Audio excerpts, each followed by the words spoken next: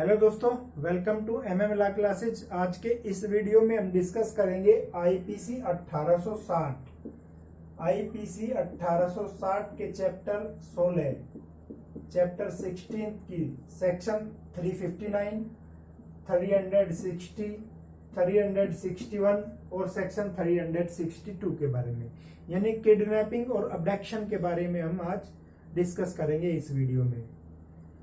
व्यापहरण और अपहरण, जो साधारणतः हम अपहरण सुनते हैं उससे थोड़ा अलग है, काफी अलग है।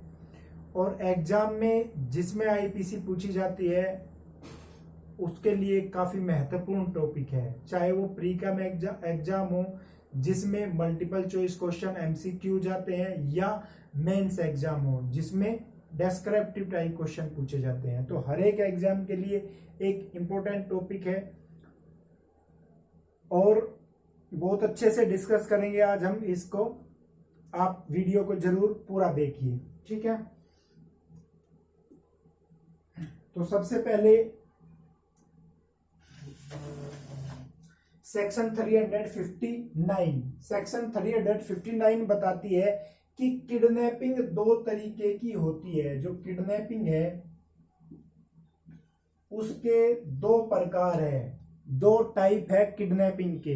59 बताता है कौन से दो प्रकार है। पहला किडनैपिंग फ्रॉम इंडिया, इंडिया से किडनैपिंग, और दूसरा लॉफुल गार्जियनशिप से किडनैपिंग।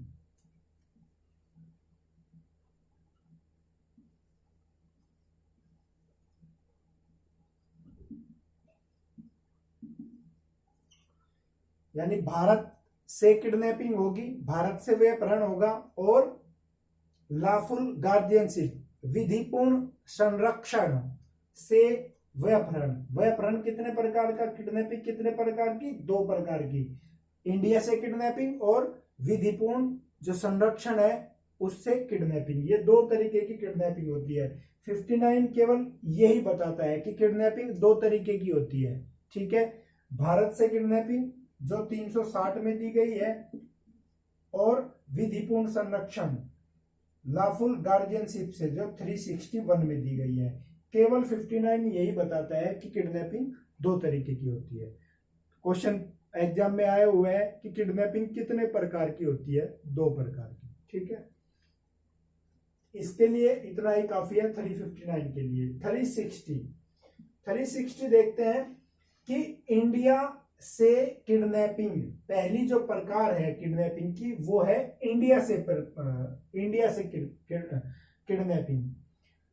तो बताया गया है कि जो कोई व्यक्ति किसी व्यक्ति की सहमति के बिना, पहली चीज क्या है, सहमति के बिना, यानी सहमति नहीं होनी चाहिए। सहमति के बिना किसी व्यक्ति को, ये सहमति कैसी होनी चाहिए, दो प्रकार की। या तो जिसको वो ले जा रहा है उसकी, जिसको वो लेकर जा रहा है उसकी, या उसके जो वैध संरक्षक है, जो वैध सम्मति देने वाला है, जो वैलिड सम्मति, वैध सम्मति देने वाले से। इनकी सहमति के बिना यदि कोई भी किसी को इंडिया से परे, भारत से परे, यानी भारत से बाहर परवहरण कर लेता है। परवहरण होता है एक जगह से दूसरी जगह किसी को ले जाना, परिवहन करना, ठीक है। तो यदि कोई किसी व्यक्ति को उसकी सहमति के बिना भारत से बाहर, भारत से कहीं और ले जाता है, किसकी सहमति के बिना, उस व्यक्ति की जिसको वो ले गया है, या उसकी सहमति के बिना जो उसके लिए वेद सम्मति दे सकता है, ठीक है। तो ये दोनों, इसमें कोई एज नहीं है, यानी भारत से बाहर यदि किसी को भी ले जाया गया है, चाहे वो किसी भी आयु का है, तो उसको किडनैपिंग समझी जाएगी, ठीक है। तो भारत से बाहर यदि सहमति के बिना किसी को ले गए हैं तो क्या समझा जाएगा, किडनैपिंग समझी जाएगी। लेकिन एक केस है पेरिया स्वामी, पुराना केस है अंग्रेजों के टाइम का, पेरिया स्वामी का केस है। पेरिया स्वामी के बाद में क्या था कि ये कुछ औरतों को कहकर ले गया इंडिया से, कहा, सिलोन, श्रीलंका ले गया कि वहां जाकर तुम्हारी शादी करा दूंगा। लेकिन वहां जाकर उसने जो है चाय के बागान में उन्हें लगा दिया काम करने के लिए। तो जब कोर्ट ने डिसीजन ये दिया था कि ये किडनैपिंग समझी जाएगी 360 के तहत, 360, ये भारत से व्यापहरण, भारत से किडनैपिंग समझी जाएगा, क्योंकि जो उसने कहा था उससे अलग कुछ काम किया उसने। वो बहला कर ले गया कि वहां जाकर शादी करेंगे, शादी कराऊंगा, लेकिन उसने क्या किया, चाय के बागानों में उनको लगा दिया। तो ये क्या समझा जाएगा,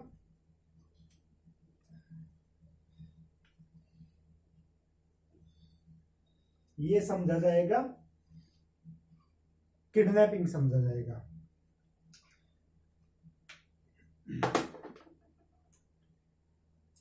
तो 360 में क्या हुआ, भारत से किडनैपिंग, भारत से किडनैपिंग, जो किडनैपिंग फ्रॉम इंडिया जो पहले टाइप का है। दूसरा क्या है 361 में, 361 में है कि विधिपूर्ण संरक्षक, विधिपूर्ण संरक्षता, लॉफुल, जो लॉफुल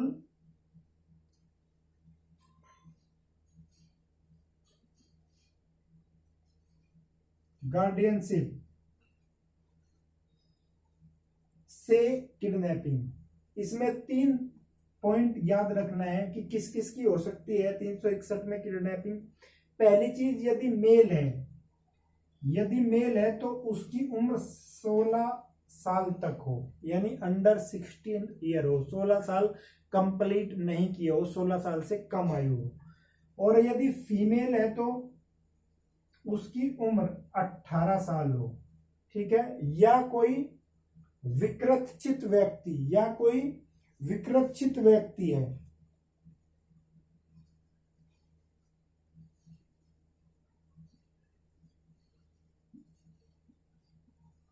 तो ये 3 तरह के जो लोग हैं, मेल यदि उम्र उसकी 16 साल तक है, फीमेल यदि 18 साल तक है, और विकृतचित व्यक्ति। विकृतचित व्यक्ति किसको समझा जाएगा, विकृतचित व्यक्ति वह व्यक्ति है जिसको हमेशा गार्जियनशिप की जरूरत पड़ती है, ठीक है, गार्जियनशिप की जरूरत जिसको हमेशा है वो विकृतचित व्यक्ति है। इसके अनुसार जिसका दिमाग उस तरीके से डेवलप नहीं हुआ है कि वह अपना खुद काम सामान्यतः कर सके, ठीक है। तो विकृतचित व्यक्ति वह व्यक्ति है जिसे गार्जियनशिप की जरूरत है, ठीक है। तो लॉफुल गार्जियनशिप से यदि कोई किसी को ले जाता है बिना सहमति से, सहमति के बिना, अब सहमति किसकी होनी चाहिए, सहमति होनी चाहिए जो उसका गार्जियन है उसकी, सहमति किसकी होनी चाहिए, गार्जियन की। अगर उस गार्जियन की सहमति के बिना लेकर गया है तो उसे क्या समझा जाएगा, किडनैपिंग समझी जाएगी, किडनैपिंग फ्रॉम लॉफुल गार्जियनशिप। तो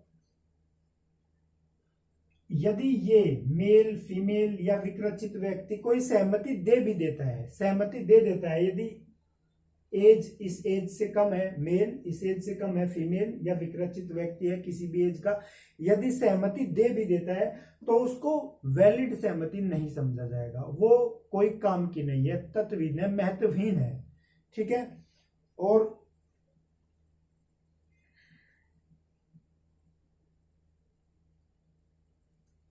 तो इनकी सहमति के बिना यदि वो उसकी गार्जियनशिप से उसको क्या करेगा, ले जाएगा, ले जाना, पहली चीज तो ले जाना, दूसरी चीज है बहका कर ले जाना,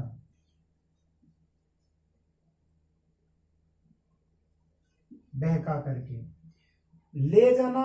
किसे कहेंगे ले जाना, उसे कहेंगे कि अपनी अपनी जो है कब्जे में ले लेना, ले जाने का मतलब यहाँ क्या है, अपने कब्जे में ले लेना, या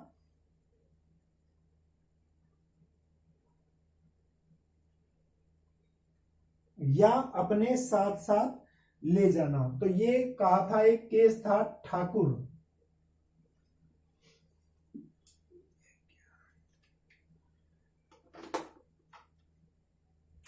एक केस था ठाकुर लाल वर्सेस गुजरात। ठाकुर लाल वर्सेस गुजरात के केस में जो है कोर्ट ने कहा था कि ले जाने का अर्थ है अपने कब्जे में लेना या अपने साथ साथ लेना। और ये जो कहा था कि सहमति महत्व नहीं रखती एवएस की, वो एक अंग्रेजी टाइम का केस था, रोबिन्सन का वाद है एक। रोबिन्सन के वाद में कोर्ट ने ये कहा था कि यदि कोई अप्राप्त व्यय यानी कि माइनर कोई सहमति देता है तो उसकी सहमति का कोई महत्व नहीं है, वह सहमति महत्वहीन है। रोबिन्सन के वाद में ये कहा गया था। ठीक है, ये चीज हो गई।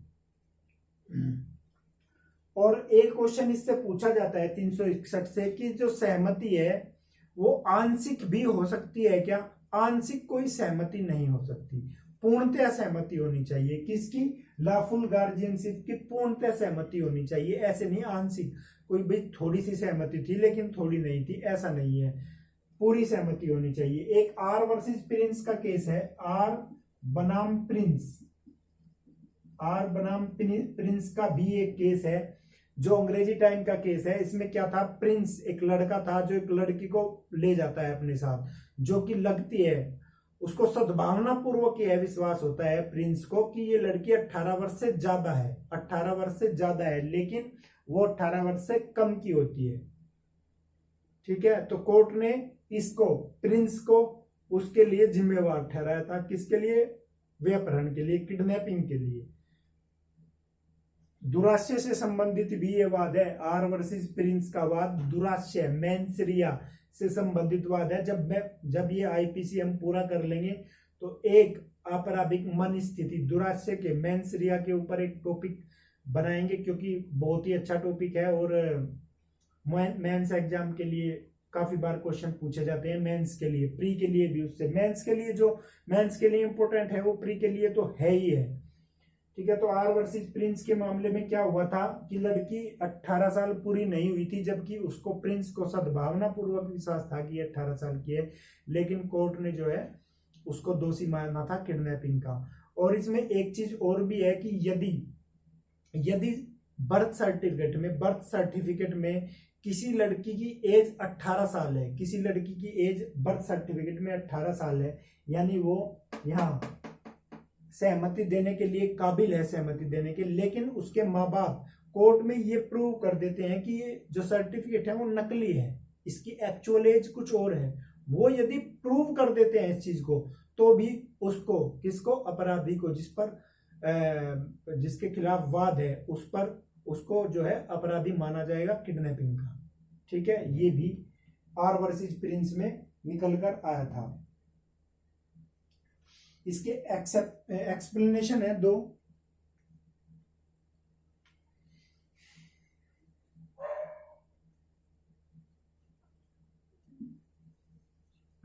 के एक्सप्लेनेशन है, दो एक्सप्लेनेशन है। एक्सप्लेनेशन फर्स्ट में बताया गया है कि जो विधिपूर्ण लॉफुल गार्जियनशिप है उसे वो किसे कहेंगे, लॉफुल गार्जियनशिप किसे कहेंगे? लॉफुल गार्जियनशिप उसे कहेंगे जिस पर देखभाल का जिम्मेवारी हो, जिस देखभाल का भार हो।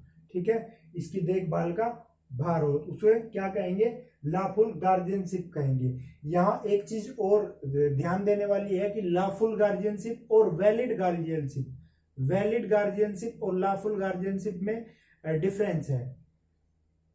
क्या डिफरेंस है वो देख लेते हैं। एक्सेप्शन 1 में तो ये बताया गया है, वो बात अलग है कि लॉफुल गार्जियनशिप किसे कहेंगे? जिस पर देखभाल की जिम्मेवारी हो, भार हो, उसको जो है लॉफुल गार्जियनशिप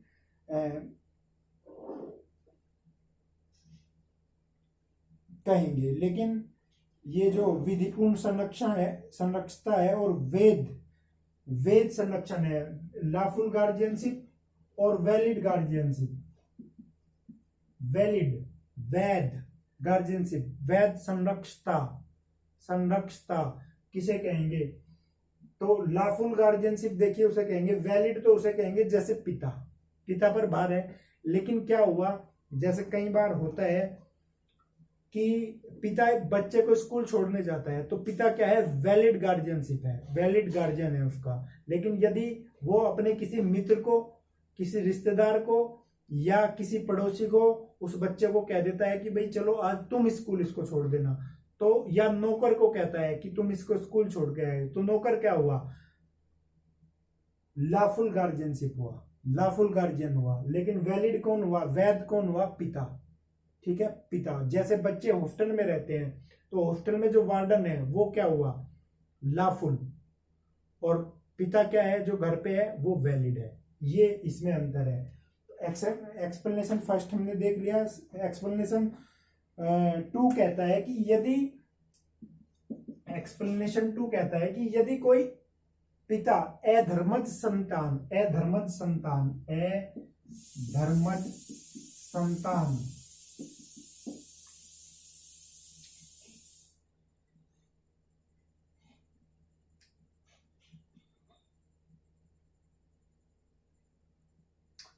अधर्मज संतान, उसको सद्भावना पूर्वक विश्वास है कि ये मेरी अधर्मज संतान है, तो यहां उसको दोषी नहीं माना जाएगा किडनैपिंग का, किडनैपिंग का उसको दोषी नहीं माना जाएगा यदि वह सद्भावना पूर्वक विश्वास रखता है कि ये मेरी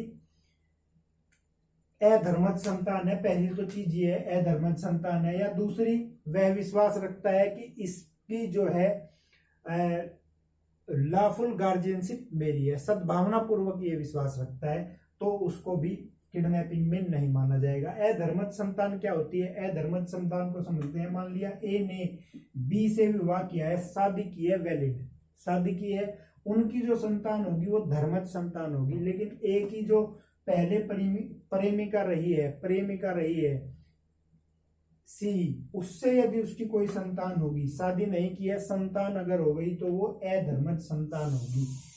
ये अधर्मज और धर्मज संतान में अंतर है। यहाँ एक बार एक केस था, रामजी विट्ठल का एक केस है, जिसमें क्या था कि पति और पत्नी का तलाक हो गया, पति पत्नी का तलाक हो गया। कोर्ट ने जो है जो संरक्षता दी वो उसकी वाइफ को दे दी, वाइफ के फेवर में फैसला गया कि इसकी वाइफ को इसकी बच्चों की जो है गार्जियनशिप मिलेगी। लेकिन इसने क्या किया, वहां गया स्कूल में और लड़की को, बच्चे को अपने साथ में ले आया, तो वो किडनैपिंग मानी गई, किडनैपिंग मानी गई है उसको, ठीक है, क्योंकि तलाक हो गया था और वो स्कूल से ले आया था। तो यहाँ इसको रामजी विट्ठल केस में इसको माना गया था। एक केस और है इसके से संबंधित जो काफी बार पूछा जाता है, काफी बार वो पूछा जाता है। राजा राम बनाम हरियाणा राज्य 1973, राजा राम बनाम हरियाणा राज्य का केस है 1973। और इससे ही संबंधित कुछ चीजें हमारे आसपास घटती है। जैसे कोई बच्चा बाहर खेल रहा है, उसको कोई टॉफी देता है या कोई चॉकलेट देता है, तो 1 दिन दी, 2 दिन दी, 3 दिन दी, 4 दिन दी, 5वें दिन बच्चे खुद पहुंच गए, 6ठे दिन बच्चे खुद पहुंच गए। लेकिन 5, 6 बार, 7 बार देने में बच्चों को क्या आदत पड़ गई, उसके पीछे पीछे चलने की, उसके साथ चलने की। तो ऐसे वो उसको ले गया बच्चे को, तो किडनैपिंग समझी जाएगी। ऐसे ही राजा राम का केस है। ये एक हकीम होता है, वो डॉक्टरी करने के लिए वहां जाता है दूसरी जगह, फिर उसकी लड़की को कुछ गहने, कुछ कपड़े या इस तरह की चीजें देते हैं, जबकि लड़की माइनर थी, वो उसको ले आता है। तो क्या होगा, दोषी समझा जाएगा, किडनैपिंग का दोषी समझा जाएगा। राजा राम वर्सेस इसमें केस है कि बच्चे यदि बच्चे अपने आप यदि तैयार हो जाते हैं तो भी दोषी माना जाएगा। यानी अवयस्क जो है, माइनर जो है, अप्राप्त वय जो है, यदि वे खुद भी तैयार हो गए तो भी दोषी माना जाएगा। किसका? किडनैपिंग का।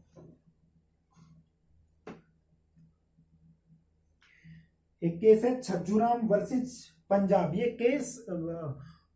केस में डिस्कस इसलिए करता हूं कि जो भी केस डिस्कस कर रहा हूं उसमें कोई ना कोई पॉइंट निकल के आता है। जैसे राजाराम में पॉइंट निकल के आया कि बच्चे यदि सहमति देते हैं, माइनर यदि सहमति देते हैं तो भी इसको किडनैपिंग मानी जाएगी। और वो केस है भी ऐसा कि उसको याद रखना चाहिए, पूछा जाता है। एक केस है छज्जूराम वर्सेस पंजाब राज्य का। छज्जू राम बनाम पंजाब, ये केस क्या है? इसमें ये है कि डिस्टेंस की कोई बात नहीं है, इसमें महत्वहीन है डिस्टेंस की बात करना।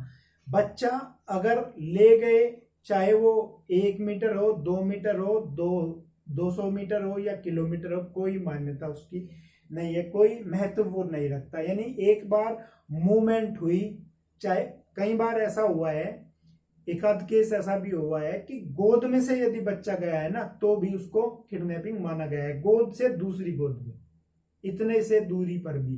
तो छज्जूराम बनाम पंजाब राज्य में क्या था? दूरी महत्वहीन है, दूरी का कोई महत्व नहीं है किडनैपिंग में। ये नहीं कह सकते कि ये तो बच्चा लिया ही था, किडनैपिंग तो हुई नहीं, नहीं ऐसा नहीं है।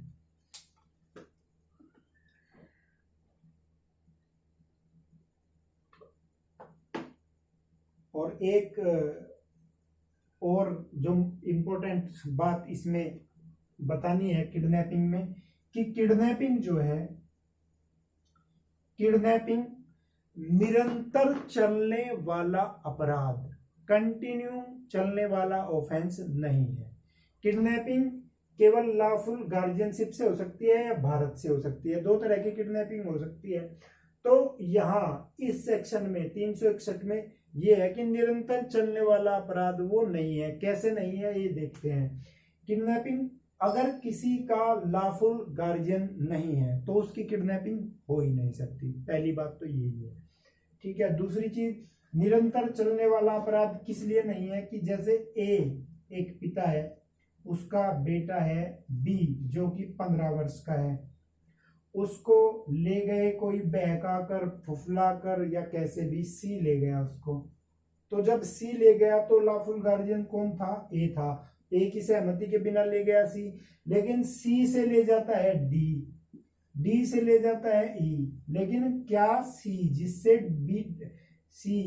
डी लेकर गया वो लॉफुल उसका गार्जियन था? नहीं था। लॉफुल गार्जियन नहीं था तो किडनैपिंग हुई नहीं।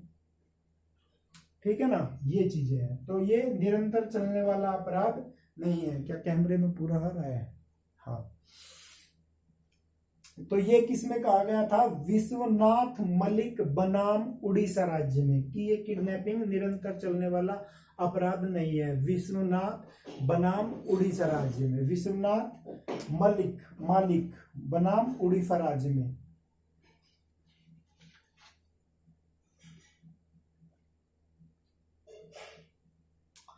और एक पॉइंट और है, विलियमसन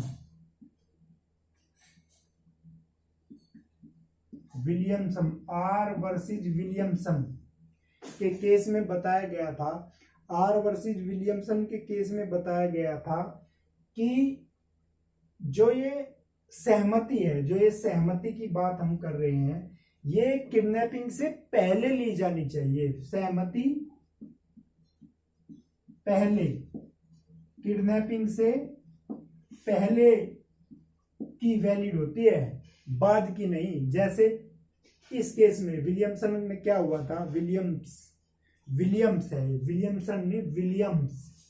विलियम्स का केस है।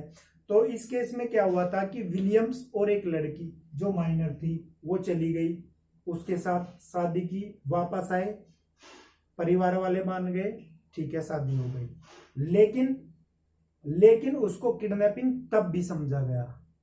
यदि उसके परिवार वाले चाहें तो उसको किडनैपिंग के अपराध में उसको जो है पनिशमेंट दिला सकते हैं।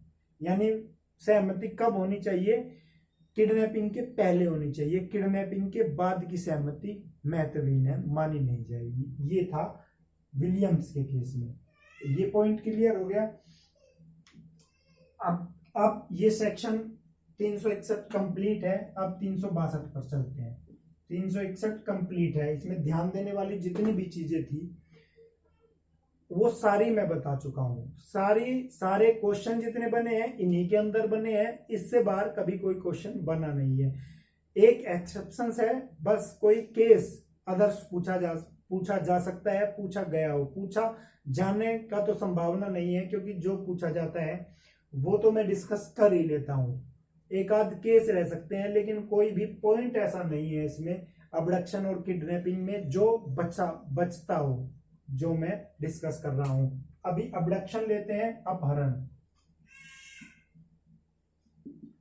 अबडक्शन में सीधी सी बात है कि जो कोई दूसरे व्यक्ति को बल के द्वारा या छल के द्वारा एक जगह से दूसरी जगह ले जाता है, ठीक है, तो क्या कहा जाएगा? अपहरण कहा जाएगा। किसी स्थान से बल के द्वारा क्या कर सकता है? किसी स्थान से जाने को विवश कर सकता है दूसरी जगह, और छल के द्वारा क्या कर सकता है? उकसा सकता है साथ चलने के लिए, उत्प्रेरित कर सकता है। तो बल और छल के द्वारा एक जगह से दूसरी जगह ले जाना अपहरण है। अपहरण में एक चीज इंपॉर्टेंट है ध्यान देने वाली, जो कि क्वेश्चन आया भी है, कि अपहरण अवयस्क और वयस्क दोनों का हो सकता है या नहीं हो सकता? दोनों का हो सकता है, ठीक है, दोनों का हो सकता है। यहां ये हमने उदाहरण लिया था कि ए की गार्जियनशिप से बी ले गया, बी को सी ले गया, सी से जो है डी ले जाता है उसको किडनैपिंग करके। तो यहां क्या होगा? अपहरण होगा, ठीक है, अपहरण होगा। तो अपहरण किसका हो सकता है? वयस्क का भी हो सकता है, अवयस्क का भी हो सकता है। तो ये चीज इसमें थी अबडक्शन में। बल और छल के द्वारा विवश कर सकता है और छल के द्वारा उत्प्रेरित कर सकता है कहीं और चलने के लिए। ये सेक्शन है 359 में क्या बताया? दो तरह के, किडनैपिंग फ्रॉम इंडिया, सहमति के बिना इंडिया से बाहर ले जाता है, चाहे जिस भी उम्र का हो। लॉफुल अथॉरिटी से तीन चीजें याद रखनी है: मेल 16 साल का, फीमेल 18 साल का, विकृत व्यक्ति हो, सहमति के बिना ले जाता है या बहका कर ले जाता है, तो अपहरण होगा। अबडक्शन क्या होगा? बल छल द्वारा। ये चीजें हैं। एक्सप्लेनेशन है, फर्स्ट में बताया गया है कि लॉफुल गार्जियनशिप किसे कहेंगे? लॉफुल गार्जियनशिप उसे कहेंगे जिस पर देखभाल का जिम्मेवारी है, जिस पर भार है। और दूसरी चीज क्या बताई है दूसरे एक्सेप्शंस में? कि अधर्मज संतान है या सद्भावना पूर्वक विश्वास रखता है कि मैं इसका लॉफुल गार्जियन हूं, तो उसको जो है किडनैपिंग नहीं माना जाएगा। ये इसमें एक्सेप्शंस है। और उसमें एक्सेप्शंस 2 में 361 के एक्सेप्शंस 2 में बताया गया है कि ये जो अधर्मज संतान या सद्भावना पूर्वक विश्वास रखता है वो किसी अपराध के लिए नहीं होना चाहिए, मतलब कोई दुराचार के लिए नहीं होना चाहिए, या कोई विधि विरुद्ध कार्य के लिए नहीं होना चाहिए किडनैपिंग, ठीक है, सद्भावना पूर्वक होना चाहिए। तो ये इसका एक्सेप्शन 2 था। 62 में केवल ये बात बताई गई है कि बल या छल द्वारा किसी व्यक्ति को ले जाना। एज की कोई बात नहीं हुई है, वयस्क का भी हो सकता है, अवयस्क का भी हो सकता है। ये सेक्शन हमारी अपहरण और व्यापहरण के बारे में थी। मुझे लगता है ये काफी अच्छी तरह डिस्कस हुआ है, और यदि कोई कमी है तो कमेंट में जरूर करें। अच्छा लगा है तो कमेंट करें और लाइक करें वीडियो को, चैनल को सब्सक्राइब जरूर करें। Thank you very much.